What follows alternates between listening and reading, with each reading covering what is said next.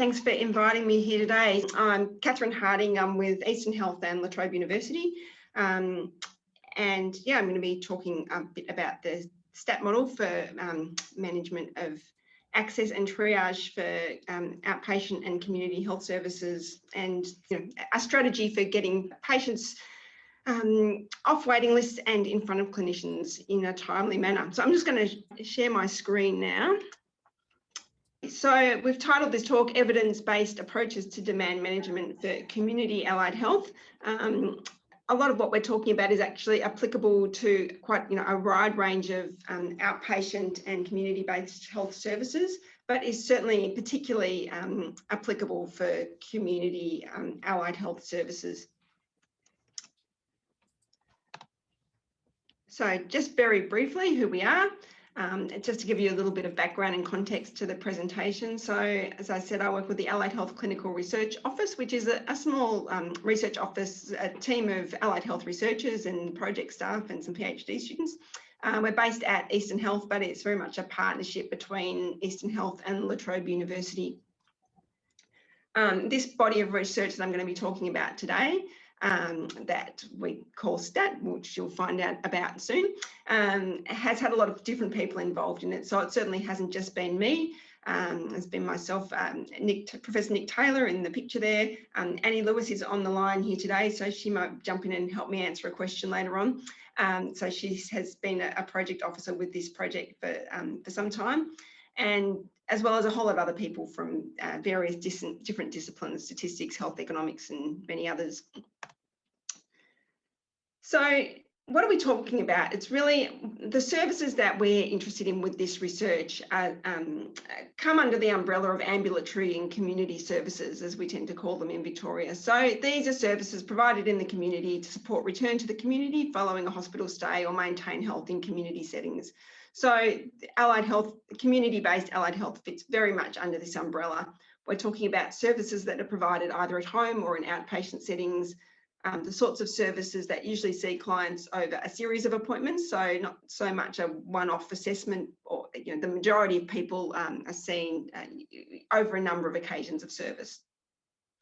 These services rarely deal with emergencies, which means they lend themselves well to developing wait lists, because if people can wait, they often do wait, and it includes outpatient allied health and a whole lot of other community-based rehab services. So in these services, we'd see a fairly typical kind of pattern of access and triage for people coming into these services. So typically, it looks something like this. You have a referral received, there's some initial checking done for eligibility and some assessment as to the urgency or relative priority of the case compared to other people.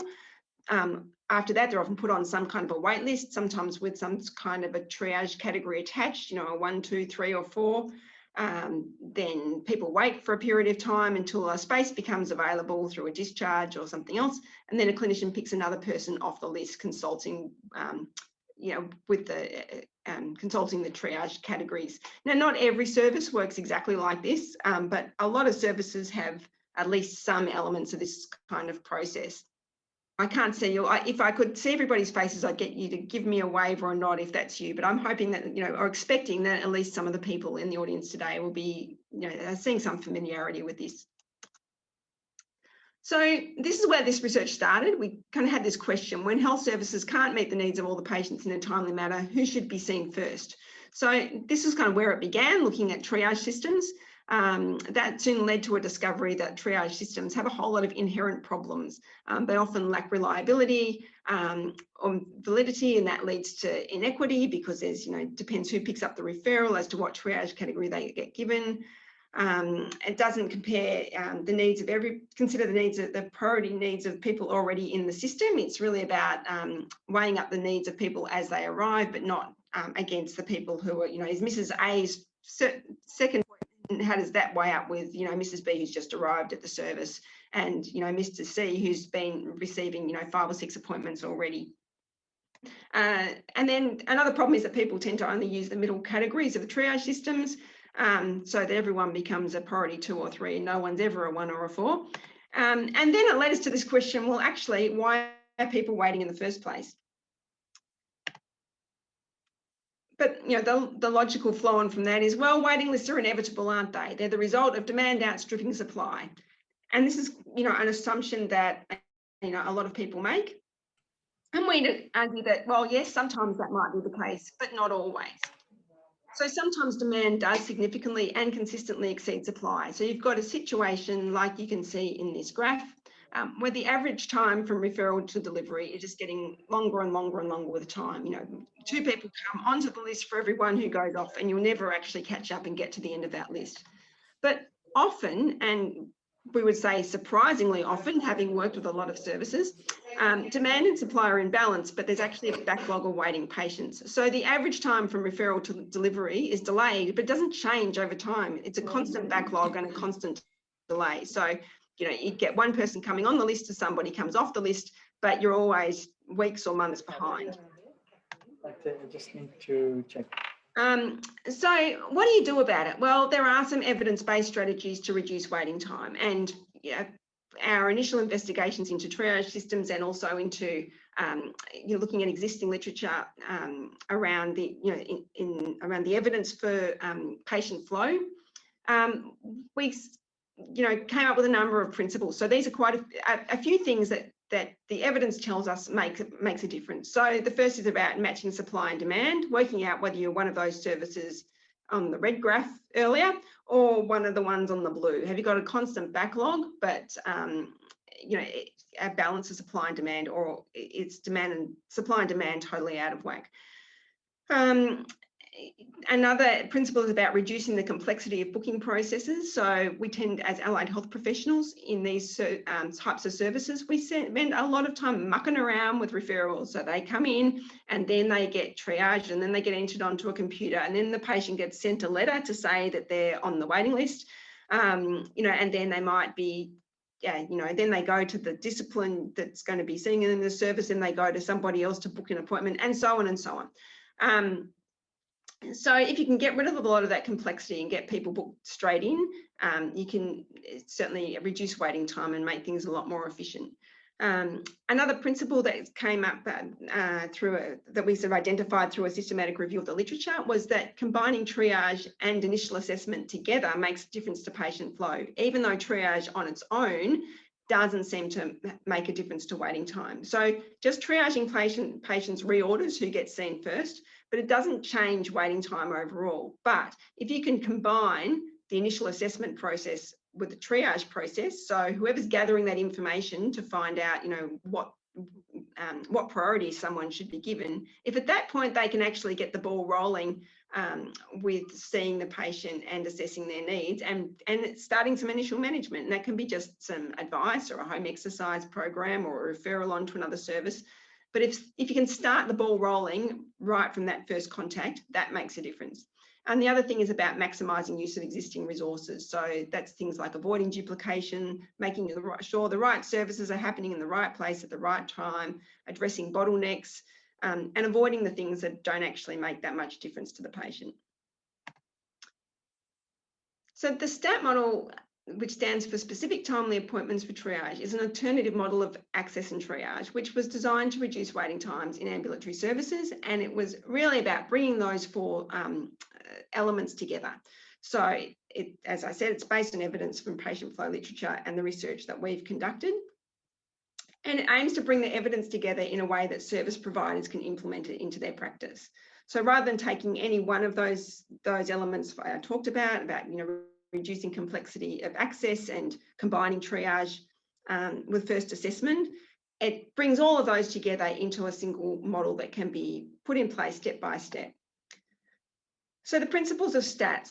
So first of all, the S is for specific. Clinicians create space in their schedules specifically for new appointments, and they're based on calculations of typical demand. So for example, this is a really simplistic one, but let's say you had a service that has 18 new referrals a week, 4 clinicians. We have to take account of some appointments that are going to be lost because people are on leave, in any given week. That's a normal state of affairs. So let's say to get 18 actually in the diary, we actually need to create 20 in the first place. So divide that up. We say, okay, we need 5 per clinician per week. And then we ask the question, is that realistic? So we don't start with the question of how many patients is it reasonable for a clinician to see in a week. We start with how many are required to keep up with demand, and then we ask, is that realistic? And if not, what can be done differently? We'll get back to that later. The T is for timely, so it's about getting patients booked into one of those assessment appointments immediately on referral. So at that first contact, you might do some basic checking and eligibility checking and things, making sure they are at the right place. But after that, you book them straight into one of those appointments. So we try to bypass the use of a wait list, bypass the use of complex triage systems, because if everybody's being seen within a timely manner for that first appointment, you don't need to do any triage or sorting in terms of priority at that point. The appointments are early face-to-face assessments that provide clinicians with a complete picture of client needs. So this is a full assessment. It's not just, a quick screen. But that initial assessment, you are also making a triage decision about ongoing care, which we'll talk about in a moment, and also starting some early advice or initiation of treatment. Now, that doesn't mean that after that, people are going to go automatically into the gold standard service. We'll talk about that in a moment. Yeah, so that's then part of this triage process. So the final T for triage, clinicians triage the patient within the context of their existing caseload. So they're asking themselves some of these sorts of questions. So now that I know this patient, how much do they need my services compared to others on my caseload? What's the best pathway for this patient? Is it a group or individual treatment? Do I review weekly or monthly? Or could I provide a brief intervention and then discharge? So it doesn't mean that everybody's going to get exactly the same service. It doesn't mean they're all going to get the perfect service from the first day. Some, may appear to have less needs than somebody else. So maybe they might get delayed, and booked in for a review appointment in a month's time. Others might go straight into twice weekly therapy or whatever it may be. So the concept of triage still happens, but not at the point of access. So the difference between what our traditional model, which I'm calling, waitlist and triage, is that the timing of the triage decisions are different. They're rather than being at the point of access and about triage for access to the service, STAT is more about prioritising your resources for ongoing treatment. So everyone gets equal access, but there are differences in the service that you provide after that initial access. And that's based on need. Then the consequences of the triage are a little bit different. So in a traditional model, it might influence the time to access the service. Under the STAT model, it's more going to influence the intensity, timing, or style of ongoing care, which is allocated according to need. The process of decision making, rather than being guided by a protocol or a tool, it's more guided by clinician judgment. Although having said that, it's still a great idea to sit down with the service and have some discussions about, what kind of pathways are appropriate for what kinds of people. So, to help provide clinicians with some guidance about how to make those decisions. In a traditional approach, the triage decision might be made by the treating clinician, but it might be an intake worker, it might be a nominated team member who does a triage role for everybody on the team on a given day. Under the STAT model, it's very clear that it's the treating clinician, the person who's going to be providing the ongoing service, is making those priority decisions. In the STAT model, there's a lot more information available because you're basing these decisions on a face-to-face assessment rather than referral details only and perhaps a phone call. And the context is a bit different. Under a traditional system, you've got the context of referral demand. You know how many referrals have been received in the last few days, or how many people are on the waiting list. But you're not taking into account the competing demands of the other people who are already on the caseload and weighing up their needs against the new people who are arriving. Where under the STAT model, this allows you to make those triage decisions, taking into account the total demand for the clinician's services. So the people already on their caseload plus the new people coming in. And you can put all of that in the mix in deciding how much resource is going to be allocated to this person. So we've broken the implementation of the STAT model up into 5 steps. So the first is about gathering data, and that's really about the whole process being data-driven and understanding supply and demand.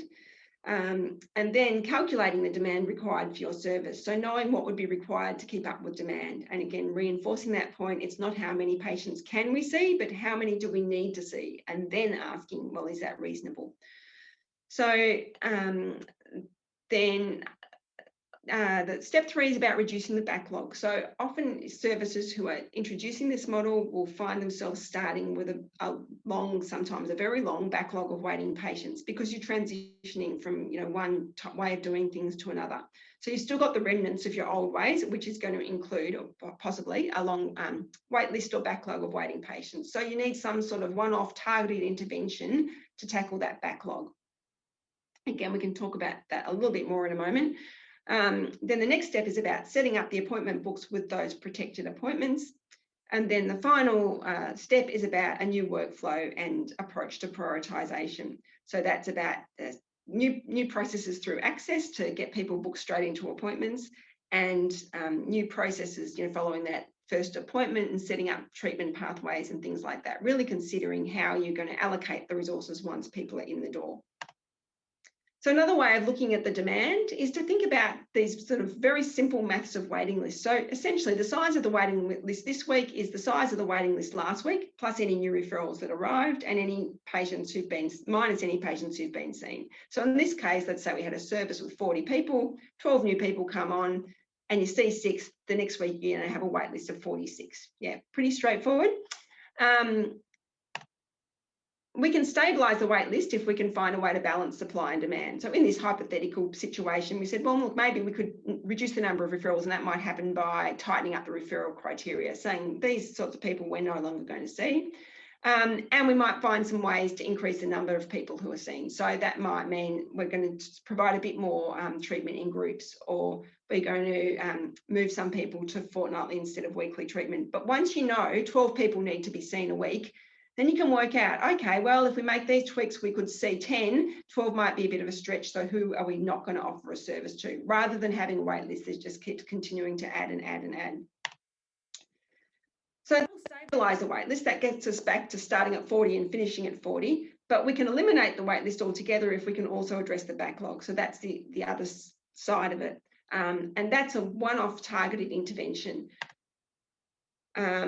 So what happens if the number of appointments required exceeds a realistic workload for clinicians? Very good question. So this is an indication that the service really does have a true imbalance between supply and demand. If you think back to that graph that I put up right at the beginning, you have one of those services where that arrow is just going to go up and up and up. So you've got some choices. You could think about, well, look, we can't do anything else. We're just going to retain a waiting list. If you're going to keep doing that, that's fine.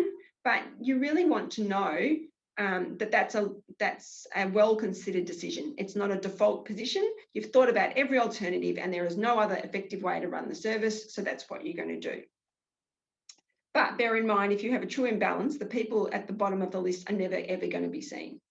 So that's, that's something you need to consider. Another possibility might be reduced demand. So you can try do things like tighten your referral criteria. Think about, are there some people you just can't see? Or you might think about what you could do on the supply side. Can you increase or redistribute supply? So that might be a little less to everybody. That might, fortnightly appointments instead of weekly. It might be different care models. Some people who you previously saw individually, who you might be able to see in a group. Or maybe you can use the data you've collected to make a case for more resources. And that might seem pie in the sky, but we've seen it happen. Reducing the backlog is difficult, there's no doubt about that, and it can seem absolutely overwhelming at the beginning of this, and it can seem like an insurmountable problem. But we've seen it done now many times in many different services, and one of the first things to do is to sit down and brainstorm with your team. So in a lot of the services that we've worked with through our trials, we've been able to find a small amount of money just to help people get started. So we're talking about figures in the order of about $10,000, which in a health service budget is generally not all that much. So if you can manage to get if you can convince somebody within your service to say, look, we've got this $10,000 in this special purpose fund, can we use it for this? Well, these are some strategies that you can use. You know, you can put on someone for some short-term additional hours, or run a few out-of-hours clinics, or put on a locum for 3 or 4 weeks. We've also had services that have contracted a little bit of their work out to private providers for a few weeks. So just find some ways to get a few extra patients seen. And sometimes just a little bit of money can make a lot of difference if you can target it to the right area. So if you can find the bit of your service where the bottleneck is, and you can target that, you can make a real difference. But even if you don't have any money, you can still do stuff. So a lot of services have seasonal fluctuations, you know, particular times of year when there's often a referral lull. If you can time it with introduction of that, you can at least look at keeping, stopping the wait list from going back once you get outside of that lull. Blitz clinics can work. Shut down, all your other activity for 2, 3, 4 days, and put everybody's resources into seeing patients. So it might mean that you cancel review appointments and everything for some people just for a defined period of time, and try and bash through the wait list, everybody on the wait list, and see and then look at what you've got, what everybody's needs are, and see if you can sort people out. I guess associated with that often also is just a simple waitlist audit can make a difference too. Often very long waitlists have a lot of people on them who don't need to be there, who've found other alternatives, or no longer need the service. Or you can temporarily suspend other activities to focus on a waitlist for a defined period. So you might say, okay, we're not doing any quality projects for the next 6 weeks. This is our quality project to get through the waitlist. So that's possible as well. And we've seen all of those things done successfully. And then this part about appointments and workflow. So this is about protecting the required number based on demand, as we said earlier, of new appointments in schedules. You can have flexibility about when those appointments go in the diary, but not how many. How many is based on your demand calculations. You need to set up systems so that people can be directly booked into the first appointment. And you want to take time to consider models of care and treatment pathways following initial assessment. So this is something that, in our early projects, we probably skipped over and didn't spend enough time doing. And more recently, we've discovered that if you do this in a much more considered way, you get much better outcomes. So this might all sound good in theory, but of course, the question is, does it work? So just finally, before we move to some questions, this is some reassurance that yes, it does work. So we have done a number of trials. The first one was in a community rehabilitation program. It was a before and after trial with a control site. And in that trial, waiting time was about 40%. And from, I can't even remember what it was now, but it was about 3 weeks-ish, I think, down to about 15, 16 days. And a lot of reduction in variability in wait time. We had another more pragmatic before and after trial in an outpatient physio clinic. And in that particular service, the problem wasn't so much about the average wait time, it was about the wait time for the priority 3s and 4s, so the tail end of the wait list. And so overall, we had a reduction in wait time by about 25%, but there were much bigger reductions for the longest waiters, and that was really encouraging because that was solving the particular problem of that service. And then following those 2 pilot trials, we were able to get funding from the NHMRC, the National Health and Medical Research Council, to run a fully powered step-reg cluster randomised controlled trial. So this is a much more rigorous trial design with 8 sites, more than 3,000 patients involved, and plus it included a 12-month follow-up study. And waiting time in that study reduced by 34%. And again, we had big reductions in variability. So that means that there wasn't this huge spread of people. Some people waiting 4 or 5 days and others waiting 100 days. It sort of everything came down into the middle much more. So the people who needed to be seen quickly were still getting seen quickly, but those long waiters were waiting much less time. And the follow-up trial showed that it was mostly sustained at 12 months. There was a little bit of washing out of effects, at some services more than others, but it was very mixed across the services. So we had 1 or 2 services where they'd lost staff members and things had gone a bit backwards, but others had continued to improve over the 12 months. And then we've got a couple of other things in progress. So we've got a trial going on in an outpatient medical clinic. So we've gone through the waitlist reduction part of that, that project, and we've virtually eliminated a waitlist of nearly 600 patients. And we're now in the process of collecting follow-up data. So we can't tell yet whether it's been sustainable then over time. So that'll be the next stage of that project. And we've also got a survey of service providers who've come to our training workshops. So it's actually quite a lot more than 30 sites now in that one. And about half, we asked them just, this is very much real world implementation. And we asked them, how did you go after attending the workshop? Were you able to implement and did it make a difference? And about half of them have reported that they were in the process of or had implemented the STAT model. And quite a few of them gave us some figures about waiting time reductions at their service. So that's although that data isn't particularly rigorous because we're just relying on reports from the services, it's really encouraging because they're not trial sites. They're just services just like yours who just came along to some training and then off they went and were able to put it into place. And finally, a lot of people are very interested in, well, what do the staff think? We did some work around this alongside our step wedge trial.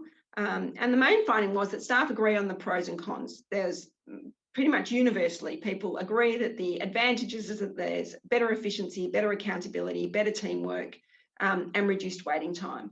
And most of them also agreed on some of the disadvantages or the challenges. They felt that their caseload prioritisation was a bit more challenging because that's a shift in the way of thinking.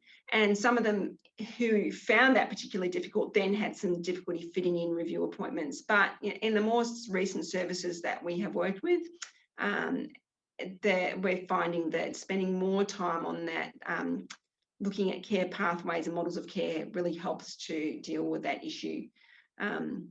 But most felt that the pros outweighed the cons, but their views were influenced by underlying factors. Now, I won't go through everything on that slide, but I think one thing to highlight, particularly that one about exposure to the waiting list. People who had previously been exposed to the wait list, they'd been the people who'd been picking up the phone when people ring to say, when will I be seen?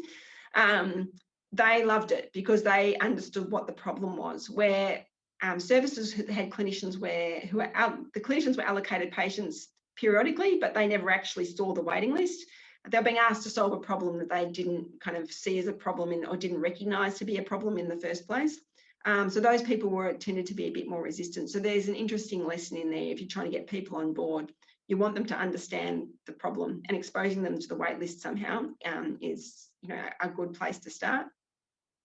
And so some of that was tied in with that perception of benefit. Those who really understood the problem of waiting perceived the most benefit and therefore were more likely to get on board. So in summary, first of all, waiting lists are not always inevitable. It's not a problem that you should just give up on before you even begin. Understanding demand is absolute key. So you need to know, do you have a true imbalance? Or do you have a stable but ongoing backlog, which is causing constant delays? So to figure that out, ask yourself, has our waitlist changed over time? Have we always had a 2-month waitlist, or is it going up? And the other way to look at that is work out how to do those demand calculations, work out how many referrals you get per week, and then divide it up amongst your clinicians and see if you end up with a point where you say, oh, but that's about what we do anyway, which is a very common story. The STAT model is not rocket science. Some of you might be thinking that, this is common sense. So we already do some of this anyway, and we don't dispute that. It's really just a structured way to apply patient flow evidence to service delivery. And finally, I just want to point out some resources. So we have put some stuff on this website, www.stat.trekeducation.org. So on there is a page that talks about upcoming workshops. We've been running half-day workshops a few times a year. What you've heard today is like a rapid version of what's in that workshop. And in the workshop, there's a lot of interactive activities and things that are around each of those different elements, like reducing the backlog and things like that. So if you would like to get more information, you can come along to one of those workshops. We have one coming up next week, but it's full. There's another one in July, and then we will schedule a couple more later in the year. They will be appearing on the website shortly. There's also a handbook there that you can download that goes through what I've talked about in a lot more detail. And it's also got details of academic publications for all of the studies that I've talked about today, plus some of our earlier studies on triage systems and so on. So if you're interested in that side of things, or you want to know a little bit more about the evidence, you can find the full citations there on that website. And of course, you're more than welcome to email me if you like more information, or to have a chat. Or if you decide to put some of these ideas into action and would like to tell us about it, we would love to hear from you.